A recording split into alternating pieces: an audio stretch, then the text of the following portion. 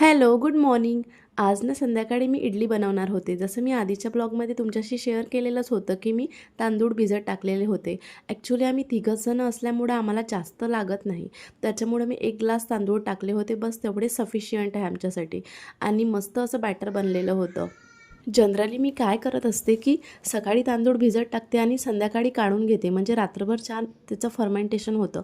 But यावेळी काय झालं, की मी रात्री भिजत टाकले आणि सकाळी ते काढून घेतले मिक्सरमधून आणि ते सुद्धा मी 12 वाजताच्या दरम्यान काढले आणि दिवसभर ते फर्मेंट होण्यासाठी ठेवून दिलं आणि तरीसुद्धा छान मस्त फर्मेंट झालेलं होतं आणि मस्त इडली बनवायसाठी घेतली. इकडे मी इडलीचा कुकर वगैरे लावून दिलेला होता आणि आता बनवायचा होता मला सांबार. तर सांबारसाठी मी टोमॅटो, कांदा वगैरे कापून घेतला आणि सोबत त्याच्यामध्ये वाटाणे वगैरे टाकायचे होते, बट ते घरी ॲक्च्युली संपलेले होते आणि लसूण वगैरेसुद्धा संपलेला होता आणि त्याच्यामध्ये गूळ टाकायचा होता.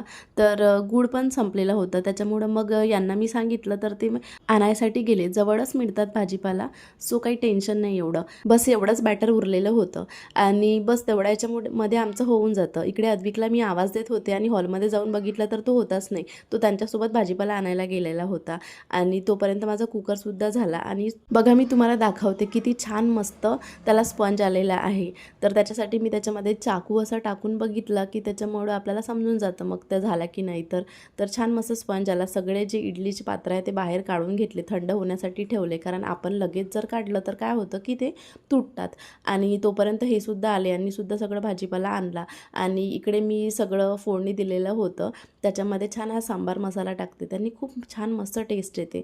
बघा मी तोडून दाखवते. इडली खूप छान मस्त स्पंज आला आणि सांबार पण झालेलाच होता ऑलमोस्ट माझा. त्यानंतर छान मस्त इडली एन्जॉय केली. भेटूया नेक्स्ट व्हिडिओमध्ये. व्हिडिओ आवडला असेल तर सबस्क्राईब करायला विसरू नका. So take care friends, bye.